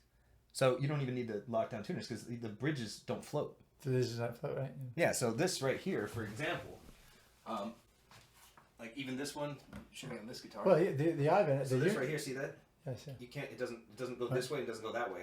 I lock... Yeah, you lock it, yeah. All of them right here and put the tension on there. And the reason for that is I can get the action dead dead on, yeah. And I put my hand down, it doesn't do anything. I love having the fine tuners. People always say, "What the hell do you have?" I love fine tuners, yeah. Yeah, but it's just like because I like this style. So even the Universe you lock down. No, that actually I didn't lock down, and I've even got the trem bar on it. Yeah, right. I noticed the trem bar. I thought, but this one is locked currently, but it's got a special system where you can unlock it from the back, so it's not kind of a permanent. But none of these right here, none of these are like. I think this one's actually still. Yeah. No, that seems like it's locked. It seems like it's locked. I don't know. Yeah. But I just got into the habit of. And here's the thing, I didn't lock them down because I didn't like to have the ability of the floating tremolo. Right. As a music teacher and somebody that always was recording music, I would do alternate tuning sometimes, drop D, whatever. Mm-hmm. Having a floating tremolo, you tune one down, all of the other ones go sharp. Yeah. So you're there for 30 minutes trying to get it down that half step, and you're adjusting the trem bar. And no. Mm-hmm. No. So I lock it. I can do any alternate tunings I want. Break a string, put a string back on. It does not bother me. Sure. You know what I mean? Well, I got this favorite band right now, Love Bites, a Japanese band. Yes. One of the guitar players plays guitars that she just can retune them. They don't have lockdown tuners. Right. So she's playing. If they do a drop D, she just tunes down and does the drop D. Mm-hmm. The other guitar player, all of her, she uses the tremolo a lot. So she's got the Floyd Rose. On her guitars. She only takes usually two guitars on stage. One with standard tuning, one with a drop D tuning. Right. And the only reason she changes guitars is the difference in tuning. Because otherwise the guitars she plays, they're identical. They're identical instruments. I don't know if you ever heard a band called 12 Foot Ninja. Yeah. Oh, yeah, you have? I've heard of them. I haven't heard any of them. Okay, so there's two guitar players in the band, but one guitar player, he plays I think it's a line 6 guitar, and you can literally hit a button and it just automatically, without changing the strings, the strings themselves are irrelevant. If you heard them acoustically, they sound like they're in standard tuning or whatever, right? It doesn't matter the tension on them because everything is completely processed through the system. So if he wanted to just hit a pedal digitally, he could change the entire tuning in real time to go an octave lower, to be like an 8-string guitar, something crazy. Yeah. And so he can play these riffs in these tunings that you could not do. Yeah. You would not be able to go live and play that without having that line 6. I feel like that thing is coming off the wall. Yeah. I guess the frame needs to be glued down. Holy crap! I'll just leave it that way. Yeah. But the whole idea is like, you know, he just does this wild stuff, and it's incredible how he does it. But it's like, it's one of those things. It's like you cannot repeat that on stage unless you have that tuning, that preset, and that type of thing. You could probably learn the riff, but you wouldn't be able to play the song. That's the thing about the instrument. I mean, everything between acoustic guitar right the way up through every kind of electric guitar, there's so much that can still be discovered about what you can do on these instruments. That's part of what makes guitar such an exciting instrument to play, is that, you know, there's people trying new things out all the time. Well, I think we put it over here. Yeah. Well, you know, when you go into absolute bananas, you know, this doesn't get any stranger than this. Remember this bad boy? Oh, yeah. That's the Zetar. Yeah, Zetar, yes. So you just tap those guys, and it works if you wanted it to be as a regular standard tuning. Sure. You could break it up into 2 different fretboards, you know what I mean? So you could do whatever you want. Or you could have that part as a drum set, this part as a synthesizer, this part as this, and you could do like any kind of performance you could ever possibly want to do. Yeah, it's really about your dexterity, right? Being able to use both hands. Because one thing about the Zetar that I believe is true is that you can play 2 notes on what amounts to the same string at the same time. Yeah, there's nothing. You can play exactly the same thing. Yeah, yes. So you've got even more range than you would have on a guitar. Where if I play something on the E string on a guitar, I can add something on the same string, and that'll take over. But on a Zetar, I think you can play them both at once. Well, the way I would strategically do it is if you just wanted to do something chromatically, you could program C, D, E, F, G, A, B, C, D, E, F, G, A, B, C. And you know what I mean? You could just make those notes whatever you want and do the most ridiculous things without actually having to do the patterns of the regular scales on the guitar. So you could do it any way you want. Right. Yeah. You know what I mean? You could just play it any way that you wanted. And this could be the high-end guitar notes, and this could be the low-end. So you could, you know, it just... It's programmable in every single essence of the way. So this was Bianco's, you know, axe for a long time. Well, the beauty of this really is that it allows you to play many other instrumental sounds while using a guitar format. So if you learn guitar patterns, you learn certain patterns of play, you know where to find the notes because of where they are on the guitar. You can find those notes on the Zetar, but you can make it sound like a grand piano if you want. Yeah, see, I don't even know if it would even make sense to see. Let me see, just kind of like, because it almost seems like you could just leave this as a tabletop thing. Yeah, you could. But what's the difference? No, that's the point. Some people play over the top like that on guitar. They play over the top. Well, yeah. I mean, when Bianco was doing his like lead stuff, he would have the guitar like this, that's where that guy came into play. Yeah. But I mean, this right here, it's reversed. Yes. But it feels more like a guitar now. Yes. And so you're trying to do your little patterns and stuff like that. This comes down to muscle memory. Yes. But this you want to do, it's all tapping. It's all tapping, yes. So it doesn't do the same thing like when you're I don't know. Yeah. I tried, you know, putting this on there, but the one thing that you can't do is there's no bends. Yeah. Now you could do it with a that's not little the same. joystick. Yeah, it's a completely different instrument. But one of the things that's beautiful about the guitar over so many other instruments that it has in common with other string instruments is that you can do so much with the note after you've played it. With a piano, once you've played the note, you can cut it short or you can extend it. Right. But that's about it.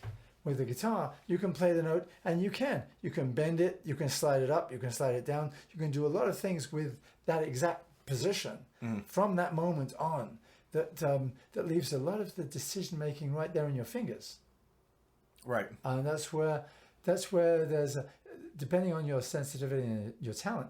But if you see a very sensitive, very talented guitarist playing, you can see the connection between them and the instrument. and it's right there at their fingertips. Well, that's like saying like Jeff Beck, you could peel him out of a billion guitar players. You just listen to him play out of a billion different ones. That's Jeff Beck. That's Jeff Beck. Yeah, That's exactly. that's Stevie Ray Vaughan. That's that's the sound of that particular Because it's in their hands. Yeah, it's the tone is in their fingers, literally on that situation. I had something like that happen to me one time. I'd gone to I was hanging out with some friends. There were about 15 people in the room, and somebody said, "Robert, why don't you play something on the guitar?" I said, "Well, I don't have a guitar with me." So, "Oh, there's a guitar here." So I look at this guitar. It's got one string on it that cannot be retuned. So I tuned all the other strings around it because it was that the was ready to machine break. that was broken. Oh, There was okay. nothing could. So I went ahead and tuned the other strings around it. I'd been working on something at the time, that I was experimenting with. So it's a broken nylon string acoustic guitar. So I start playing, and somebody came in from the kitchen and says, "Oh, I know it was you playing." I was like, "Well, even on a broken nylon string guitar that I just tuned up roughly, Right. there's still a guitar player is distinctive, can be distinctive. Not everybody is. I mean, some people you can't tell what they're doing from 50 other people, but people that play a lot and are really into playing, there's a style that they develop that's their style, and it's recognizable. Well, let's talk about style. So, when did you meet this character? Well, I'd been playing guitar at home for quite a long time before I met Michael. And that is, I wasn't playing any gigs. I wasn't doing open mics. I wasn't going out. I was playing guitar at home. I tried to get a band together when I first moved here, when I was teaching at the Broward Music Center. Right. I met a couple of people in there that were musicians, and we The early 90s? Yeah. No, earlier than that, I think. Early 80s. Okay. And so we were doing...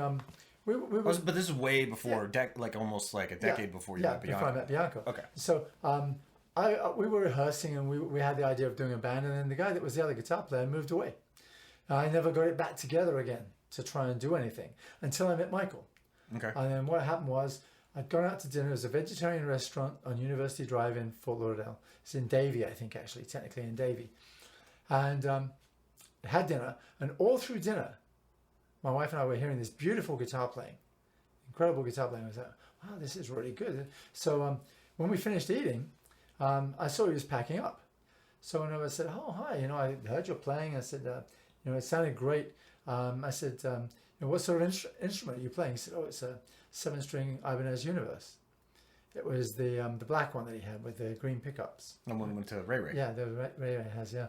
And so that's what he was playing. I said, "Well, I've never seen a 7-string guitar before." And so he went ahead and talked to me all about the 7-string guitar and about how he plays and why he's able to play the way he does. And there's no backing tracks, just him solo on the guitar for the whole show. And he invited me to the Now Art Cafe, where he said he was playing regularly. And so I started going there 3 or 4 days a week for a couple of years. And that was where I started playing out again. He invited me one time to come to an open mic he was running. I was the only one that showed up to play at the open mic. I ended up playing for an hour instead of 3 songs. I played for an hour. Nice. Or longer. He kept on saying, "Do another one, do another one." Well, before I forget, because we're talking about tunings, right? Yeah. And so you mentioned I never saw a 7-string before, Yeah. right? And so the 7-string, the first time I ever heard of a 7-string guitar was on Steve Vai's Passion Warfare, because that's when he played that particular instrument. But it became all the rage when Korn came out with their first album and stuff like that. Then Limp Bizkit and all these new kind of like metal rap-ish type of things were kind of being formed, and they were using that 7-string as the next low to get into that bass range. Yeah. And so that was the big, everybody had to have 5-string basses now to match that type of thing. But they were even tuning down like a drop D tuning, so they were doing drop A. Yeah. To get that super sub low, Heavy sound, ridiculous stuff. Yeah. So that's actually, and now everybody's ridiculous. Now they have 8-string guitars that are tuned down, that are like drop F sharp, and I've even got an example of that. But here was the funny thing. This is what happened. When all that stuff started happening, everybody and their brothers, Jackson, even Fender, made Strats with 7-string necks on them, and I wish I would have bought one. but they were almost like recalled. They were so bad. Nobody wanted them. And if you're going to play a Strat, you're not going to need a 7-string. It doesn't make any sense. You're not playing metal on a Strat. Right. At least most people didn't, you know. But the funny thing is I said, I bet you as soon as they figure out they could just take a 6-string guitar and just tune it down, it'll all go away. And it did. That's how I got my RG7. Mm-hmm. I went to the Musicians Exchange, I think it was. No, it wasn't Musicians Exchange. It was... Was it the black one or the black one? The one that I fixed up. Yeah, the one that you fixed up. Okay. Yeah, I got it because at the time, the kid that had bought it new had it for like a month because he'd seen Korn play. He wanted to play like Korn. Right. Realized that he couldn't play like Korn just by buying a 7-string guitar. That wasn't the main thing. You actually had to know how to play. So he taken. But they only needed 2 strings anyways. They needed the low one and the high one. Yeah. And that's it. It's like, because they were like, go. It's just like, that was mainly their stuff. So the kid had returned the guitar. So it was on sale, a discount. So I got it heavily discounted on sale because it was the one that's on Davy Road in Davy. I forget what the store's called, but it's Ace Music? No, it's Musicians something, but it wasn't Musicians Exchange. Music Arts Enterprises, MAE. Oh, MAE, yeah. I went there many times, yeah. So it was MAE. That's where I bought my 7-string Ibanez that I still play. That's my go-to instrument. Yeah. And I got it because this kid had returned it, and it was in perfect condition. It was a great guitar. God, I wonder if that was my student. It was exactly what I wanted. I wonder if that was my student because he was notorious. This kid, you have no idea. Like when I introduced him to Vi, like for the first time, he came in with a brand new gem universe, not a the 6-string gem, but the expensive $3,000. You know what I mean? The nice one, the top one, yeah. And I was like, wow, okay. I just showed you the thing, and then I was like, but if you got it, they have a 25th anniversary of the floral pattern that came out. The next week, he came with that. Okay, and then I said, okay, kid, if you really want to get Steve Vai released something called the what's it called? The DNA model, and they only made 200 of them. Next week, in a cheap ass little gig bag, brings this $4,500 instrument, and it's like, I was like, kid, if you ever sell that guitar, you call me first. You know what I mean? Mm-hmm. Because he didn't care about any of these instruments. Matter of fact, the bass that's out on that wall, I was lucky enough that he brought me that bass. That is a modulus bass. It's very expensive and very rare. He bought it used for like $2,500 because they normally sell for like $5,000 and stuff like that. I got that thing for him for $600 in 1 month of free lessons. Wow. Stupid deal. Stupid deal. And but I could have gotten that guitar, that DNA guitar, for probably maybe $1,500 from him. Mm-hmm. You know what I mean? And he wouldn't have even cared. And he sold it back to MAE. The guy at the counter bought it from him. And I found out from another student that knew him. He says, oh yeah, he got rid of this and got some kind of BC Rich or something like that and traded it in for a BC Rich. And I was like, I looked on eBay, $10,000 on eBay. And it sold the next day. Wow. And I was like, and then I showed the kid when he came into his lessons, I said, see this? You might as well just give me your guitar and or set it on fire because you absolutely have zero value for instruments. And I was really worried about him because if you treat instruments like this, you're going to treat people like this. Yeah. You're going to treat girls like this. Like I'll just trade them in for the next model. I was really upset at the kid, and I never saw him again and stuff like that. But he just did not have any. He was using his parents' credit card to do it, and he didn't earn the privilege. And he had as many guitars as I had, as good as these guitars, and he was only like 13 years old. Wow. That's the wrong time to have those instruments. It's the wrong time, you know. I can understand if you were Steve Vai's son, like you're gonna grow up with that kind of stuff. But I would never give somebody that as their first guitar. Sure. Well, I remember when I was first in America in 1971, I bought a Gibson Les Paul Custom from a store that was a pawnbroker in Burlington, Vermont. I was on my way back from Canada with my friend Sharp. We got up to Canada together, hitchhiked, spent some time in Montreal and Quebec City for fun. And then we were on our way back, hitchhiking back, and we got to Burlington, Vermont. we had slept outside Burlington in a tent. Basically, we had like a couple of tarps. We'd slept, and we walked into Burlington, and we were going around and looking. We found a pawn shop with some guitars. So I was looking at the guitars. Oh wow, a black Gibson Les Paul Custom.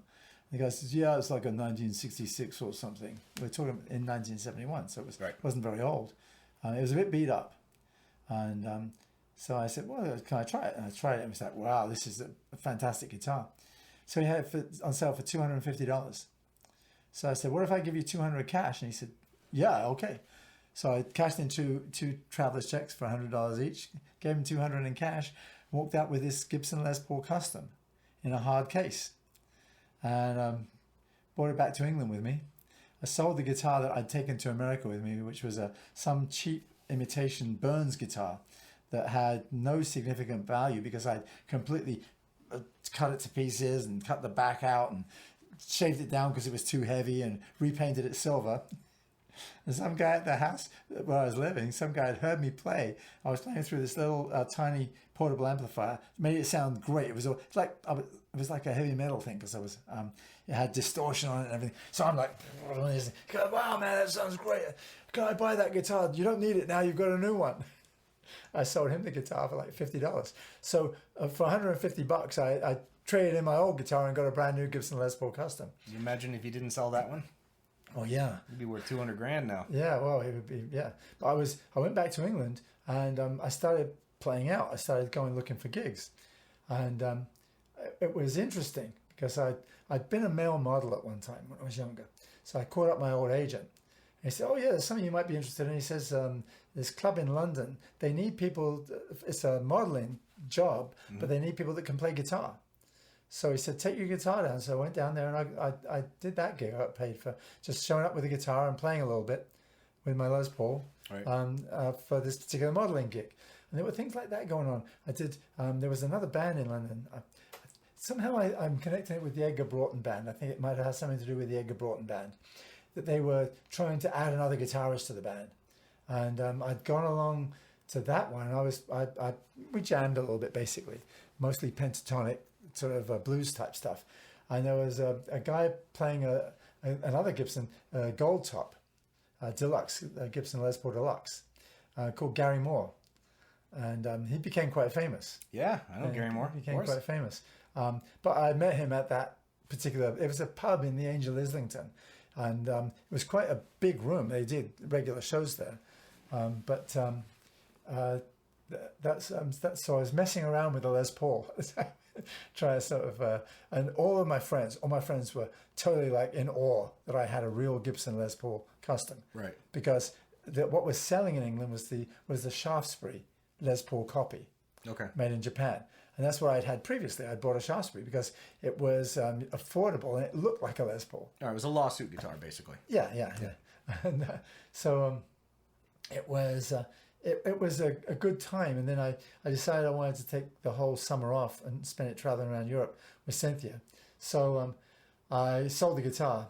I sold it for £250, which at the time was 2.5 times as much as I paid for it, because I paid $250 for it, or $200 actually. Right. And I got it for $150 because I sold the other guitar. Right. So what cost me $150 effectively, I sold for £250, which was like $700 roughly, about $650. Well, you made a good return on investment. Had it for a long time. Yeah. So there's nothing. I had for a while to play with it. You know, and had some fun out of it, and sold it. And well, like this guitar, this white one back here, so everybody can see kind of what it looks like. This one right here was a guitar that I had that when I went to Ace Music, okay, guy named Vinny down there with the big fro and stuff like that, the glasses, and the, it's like he was totally like this Danny Gatton, he's just crazy chicken picking guy. He was awesome.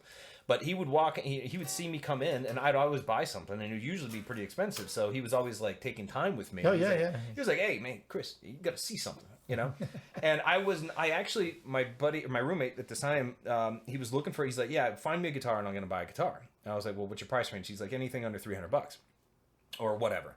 And he was also into 80s, Ingve, Dio, whatever, any of that kind of stuff. And so Vinny brought me a Kramer Night Swan. Okay. Now it was just a cream finish. There was no pattern on it. There was no Aztec pattern. There was no lightning bolts or anything. It was just a cream, and it had a couple of dents in it. He's like, "This guitar is ridiculous, and it's $250." And I'm like, "Okay," but I to me it looked like a piece of shit. You know what I mean? I had no interest. And look at the pickups. They're weird. They're not.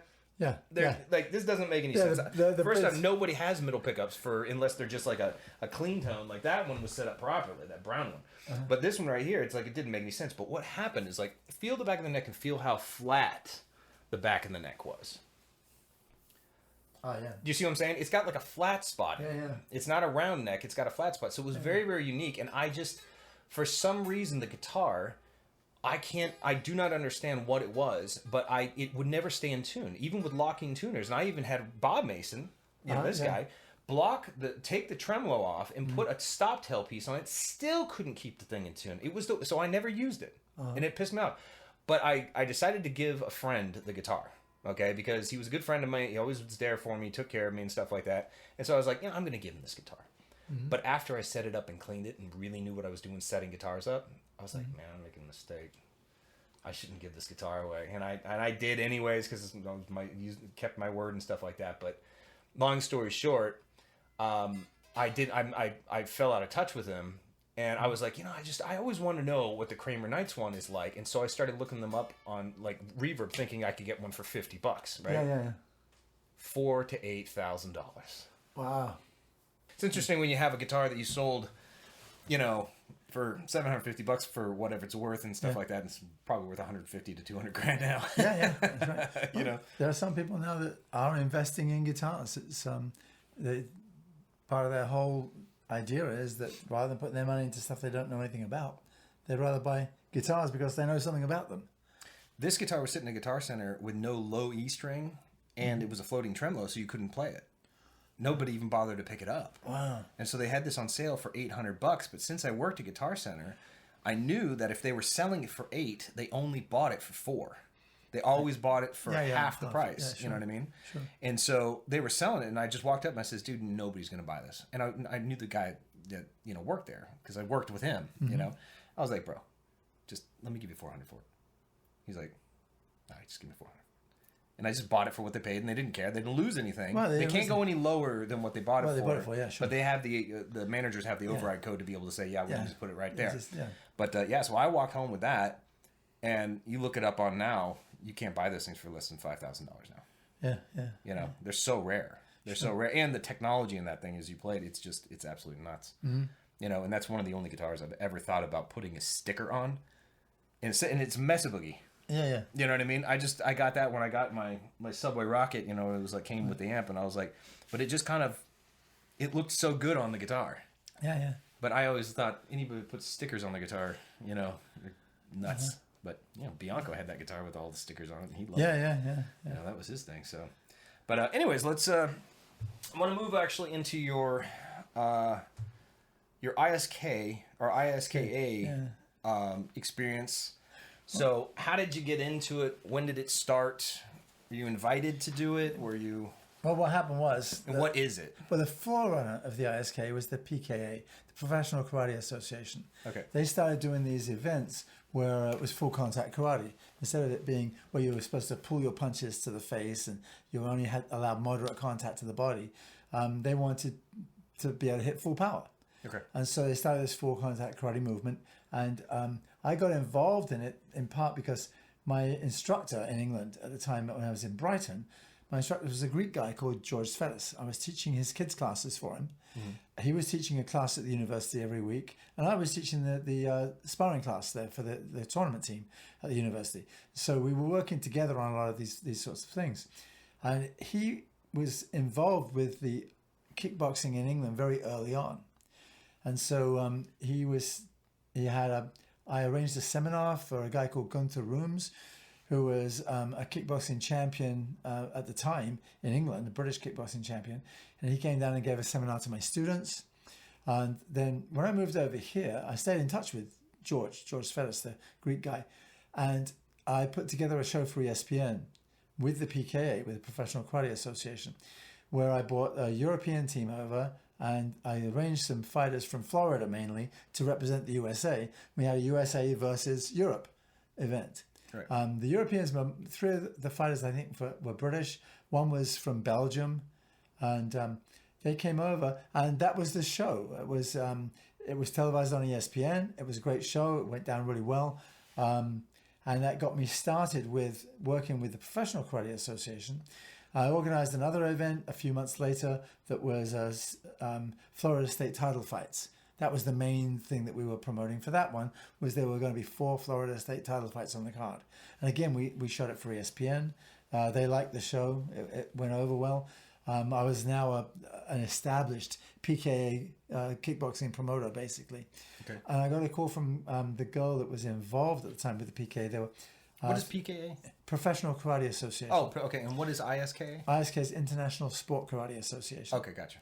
And they had a champion in the PKA called Bill Wallace. He was the middleweight world champion, very famous. They used to call him Superfoot. And when he came onto shows, they would get on NBC. They were on NBC Wide World of Sports, okay. Because he was such a fantastic kicker. And the sport has sort of been built around his image. And he was coming towards the end of his career when I moved here. But the PKA had a lot of momentum.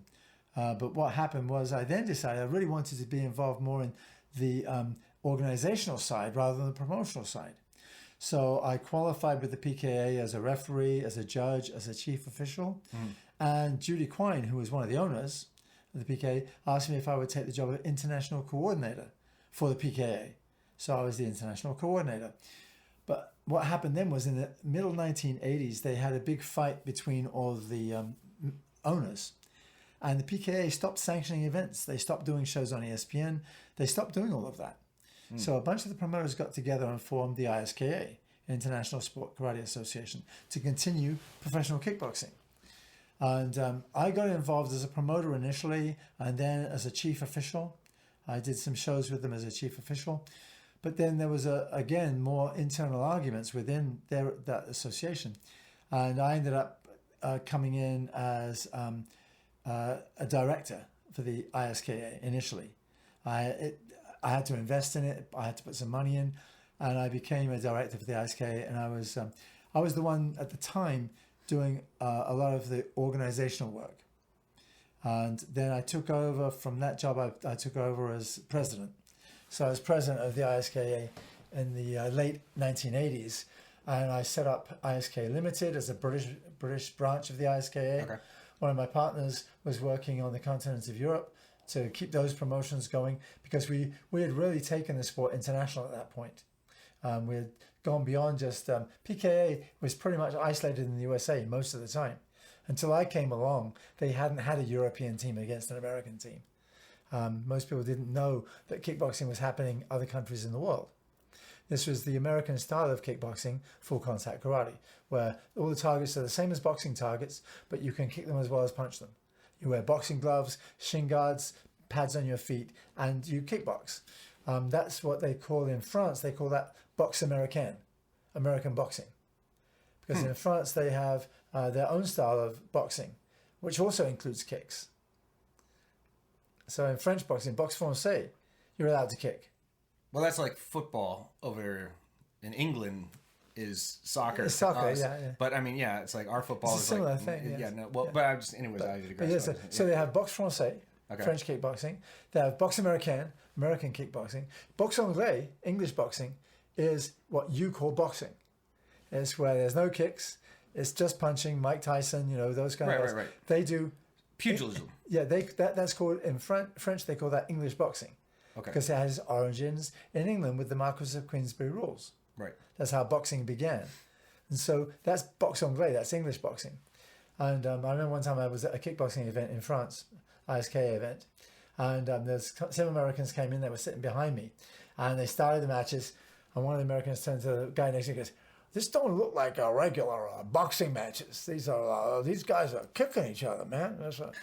They said it was American boxing. And I said, yeah, that's what they call American kickboxing. They call it American boxing, because there are kicks just like box Thai is Thai boxing with kicks.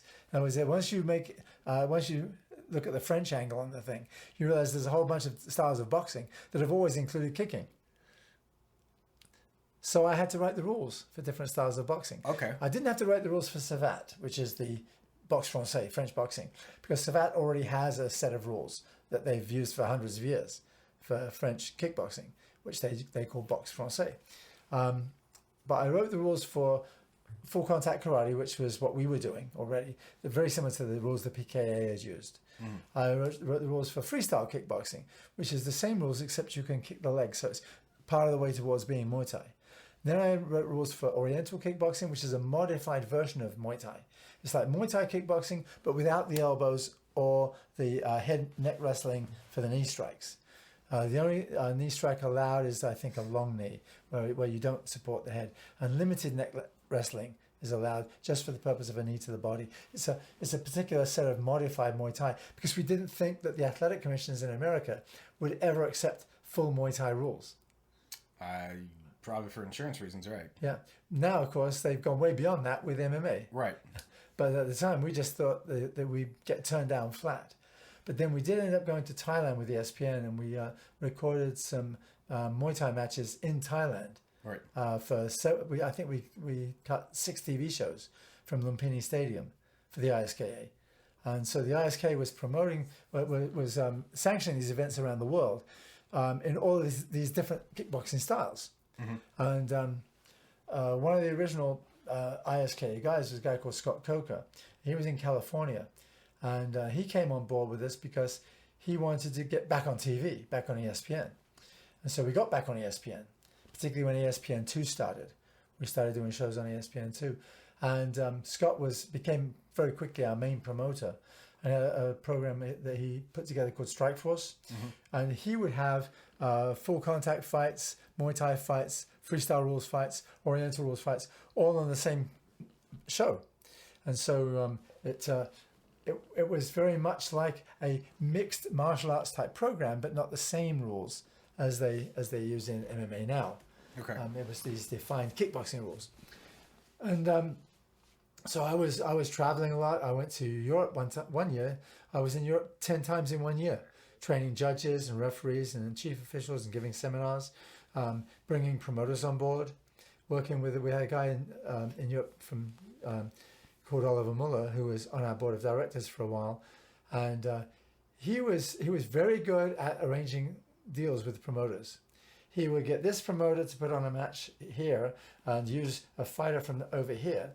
And then that promoter would do a match and bring fighters from this promoter. Right. So by sharing the matches around in this way, Oliver was generating a lot of business in Europe.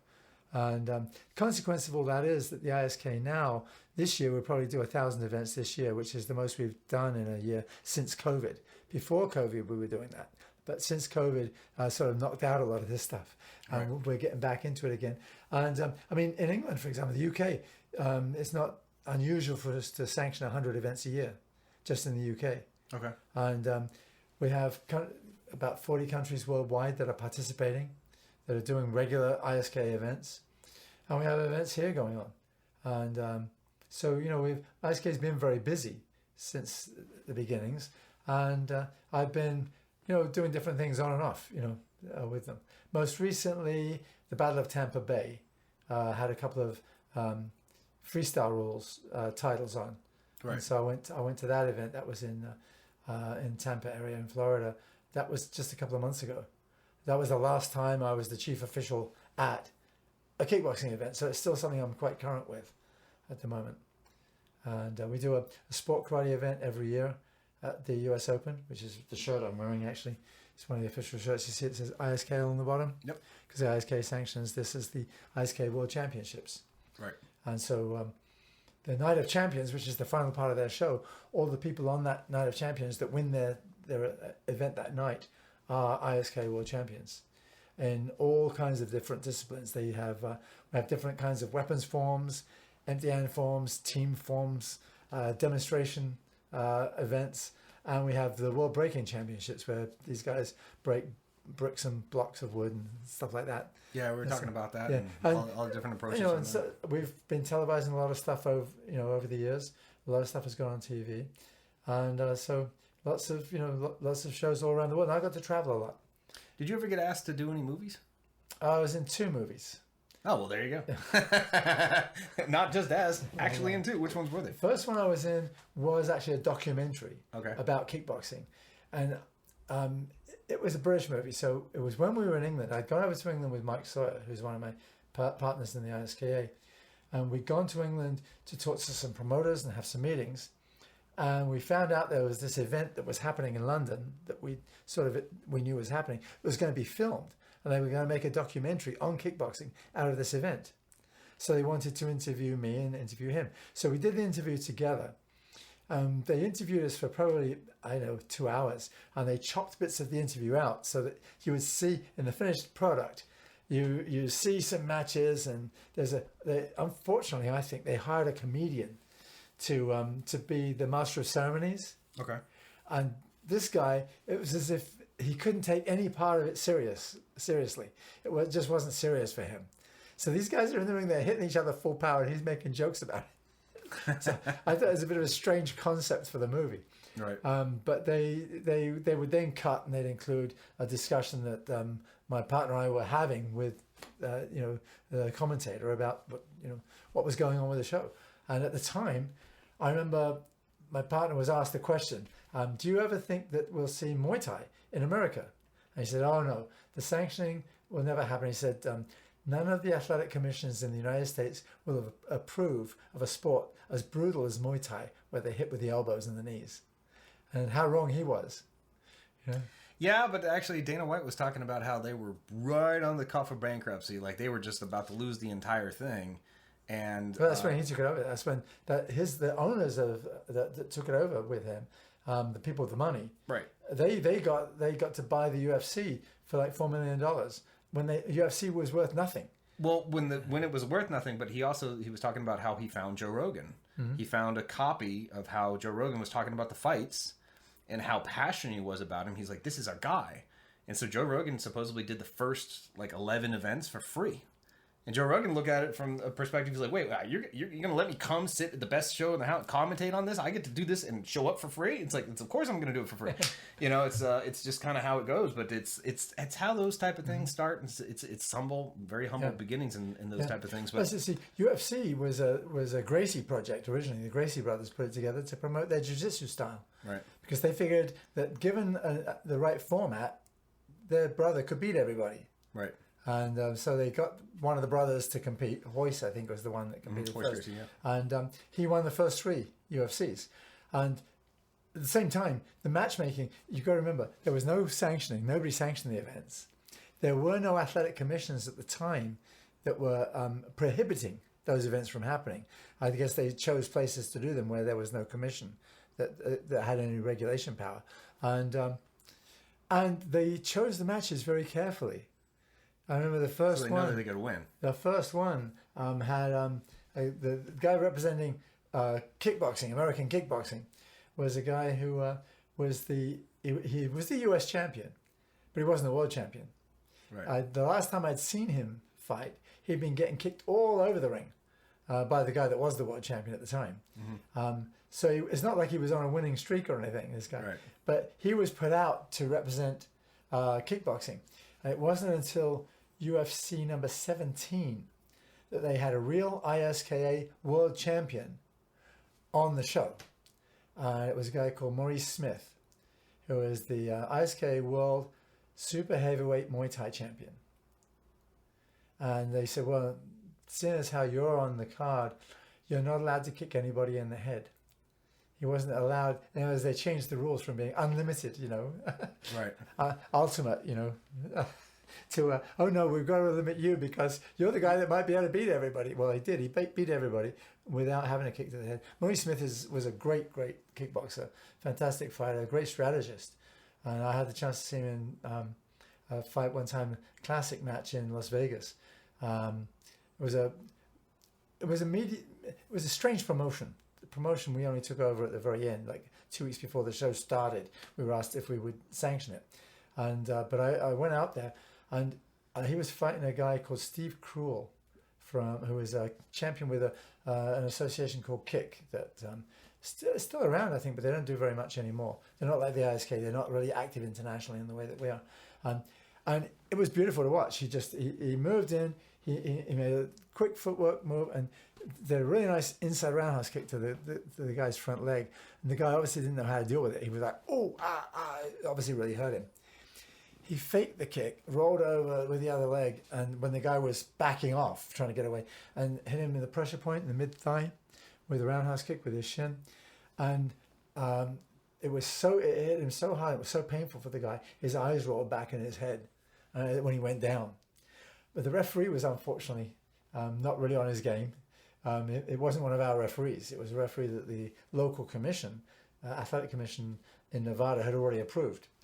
And nice guy, but he was a bit out of touch with refereeing. Right. He was trying to help. He was trying to help the guy back up to his feet again to carry on the fight. I was yelling, count him out, because the guy, it was a legal blow, right? It took him down. It's not an MMA match, it's a kickboxing match. So if he goes to the canvas, you have to count. If any part of his body other than his feet is on the canvas. That doesn't make any sense. So why in the hell would he even try to pick him back up? Because he thought it was a slip. He thought he'd slipped. Yeah, but how's a referee in any sport ever allowed to help anybody up in anything? That's right, exactly. If that's the point. You're not supposed to help them up. Right. They don't get up. They don't get up. They don't get up. So I'm yelling at him. It's a choice. So finally, he stopped trying to help the guy up and started counting. Right. About 6 seconds too late, he started from 1, but he still got to 10. It still counted the guy out. The guy he wasn't unconscious. His head was fine. He was basically rubber but bands. But he couldn't get up. Yeah. It was rubber bands. Wow. So you meet interesting people. You see interesting matches. I got to travel to Japan for Ishii for the K1 events that we were sanctioning K1s. I got to go to Australia. Stan the Man Longinidis was fighting Dennis Alexio in Australia. And unfortunately, Alexio got his leg broken about 9 seconds into the first round, which isn't really a match you want to see. Yeah. But it meant that Longinidis won the match and won the title because it was illegal. Again, it was a legal technique. Alexio just didn't really have a grip on how to deal with leg kicks at the time. Right. Whereas Longinidis was great at them. He really understood how to do that. And so I did a lot of traveling all over the USA. Well, since you still teach, you've got, some, you said students that's been with you for 40 years, right? Have you had any ever students become stuntmen or anybody that turned into somebody that, was... Yeah, we had a few things like that. I mean, one guy that started with me was Daniel Graham, and Danny did the stunts for the Black Panther in the Black Panther movie. Oh, cool. And he did the Teenage Mutant Ninja Turtles. I think he did Raphael and Leonardo's stunts for those movies. Now, those were back in the 80s? No, these are the recent ones. Oh, the recent ones. Recent ones, yeah. No, back in the 80s, there was... The guys that were doing the stunts back then had to have all that gear on them. They were wearing all that stuff. Right, I know. Right. Now they can do it all. The CG. CG, yeah. So it's actually, you can do a lot more because you can... what was his name? He played the character. He actually was in the suit. Something Ray. Oh, Ernie Reyes Jr. Ernie Reyes Jr., yes. Ernie Reyes Jr., yeah. Ernie's a great martial artist. Yeah, I know. I saw him recently in the movie The Rundown. Okay. And I was like, it was amazing to see that, but I was just kind of like, wow, that's, I didn't know that he was the one that was in that suit, but he was, he's incredible. Ernie Reyes Jr., he was a champion when he was competing. Mm-hmm. His dad had a very big school, well-developed school. In fact, Scott Coker, who was one of our partners with the ISKA, was a student of Ernie Reyes Sr. Okay. So they were like dojo buddies, Right. And Ernie Reyes Jr. He was one of the early stunt guys for martial arts in the Ninja Turtles movies. But Daniel started doing a lot of stuff in the movies because there were things he could do that he's so athletic and had so much agility. He could do stuff that other people couldn't do. They need a wire. And it looks very different if you can do the move for real and there's no wire. Right. It looks much more real if you use the wire very sparingly. Right. And you only use it a little bit. It's not like Crouching Tiger, Hidden Dragon kind yeah, of where stuff. They're hanging flying through the world. And hanging in the trees. Yeah. Everybody knows it as well. People can't do that. Right. But yeah, so Daniel made a good stuntman. He did a lot of that.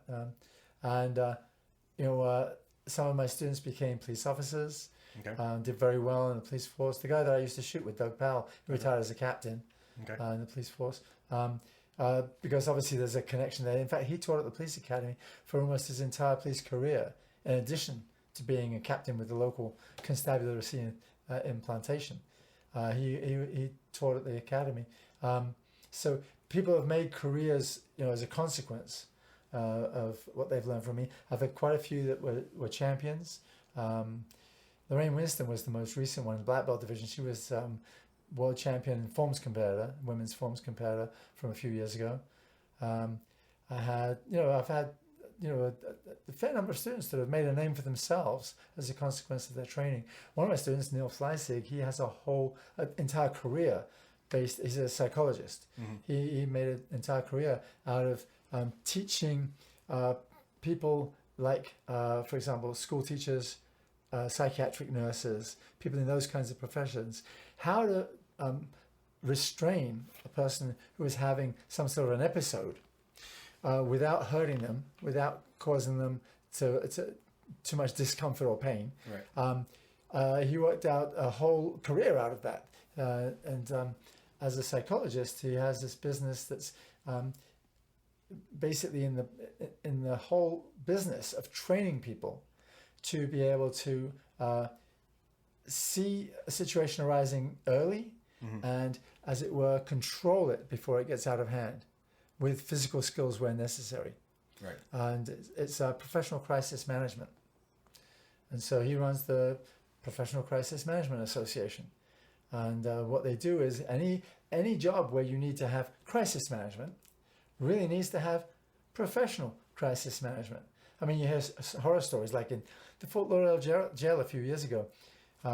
They had to go in, and this guy was a problem guy. They knew he was a problem guy, and he was having trouble. They were having trouble with him. So a bunch of them piled on top of him, and when they finally got off him, he'd suffocated to death. That's not professional crisis management. Right. That's just piling bodies on top of a crisis. Right. And so my student Neil made an entire system for professional crisis management that he now deals with groups worldwide to teach their trainers on how to teach professional crisis management. So he's got thousands of instructors around the world doing that. Where my dojo is just me and my handful of black belts that help me teach. Okay, so I've always had a question. We may just wrap up on this one because this is a great question. I've always wanted to ask you this question. All right, so a lot of your students, if not all of them, know me indirectly. Yeah. Through playing your music. Correct. Yeah. Now, how many years did you play that album? Because I gave it to you, I think, in 1999. Yeah. That was called Poetry, I believe. It was or Bad Poetry. Bad Poetry. Bad Yes. Poetry. I think it was before I mastered it or before I fixed it. It was just kind of like the raw tracks or whatever. It was Bad Poetry, and it had no lyrics. Yeah, no, I didn't. It was all instrumental. All my albums. It was all instrumental, yeah. And so what I used to do is I had a Friday morning workout class where the students would train. The whole focus was on hitting the focus pads, the kicking shields, the bags. It was all that kind of training. There were no we didn't do any forms. We didn't do any basic techniques. Whatever we were doing, we were hitting bags and pads with it. It was a full contact workout. And then we would spar the last 15 minutes of the class. And in order to allow the students to stay poised and relaxed while they're working out, I found that album to be very motivating. So I used to put it on. And so every week when I taught that class, after I got the record from you, the DVD, I would put it on, and that would be what we'd be playing during their workout.